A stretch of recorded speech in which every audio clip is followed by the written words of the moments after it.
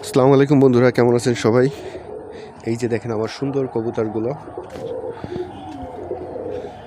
কবুতরকে সুস্থ রাখার জন্য আপনারা সবসময় কবুতরের যে নিয়মিত ডোজগুলো আছে সবগুলো ডোজ করাবেন, এতে করে কবুতরগুলো সবসময় সুস্থ থাকবে। এখন যেহেতু বর্ষাকাল চলতেছে, এই সময় কবুতরের ঠান্ডার সমস্যাটা বেশি পরিমাণে হয়। এই জন্য আপনারা প্রচুর পরিমাণে জিঙ্ক খাওয়াতে পারেন, এবং পুষ্টির জন্য যদি সরিষার দানা খাওয়ান তাহলে কবুতরগুলো ইনশাল্লাহ সুস্থ থাকবে। দেখেন কত সুন্দর কবুতর। বেশিরভাগ কবুতরই খোপের ভিতরে আছে ডিম বাচ্চা নিয়ে, বাকিগুলো এই যে সব বাইরে দিয়ে ঘুরতেছে। দেখেন আমার কিন্তু পুরো ওপেন, তারপরে এইগুলো এখন বেরোচ্ছে না, সবাই ঘরে রয়েছে। আমি কবুতর ছেড়ে পালন করতে পছন্দ করি, এতে কবুতরগুলো সুস্থ থাকে এবং আমার কাছেও ভালো লাগে।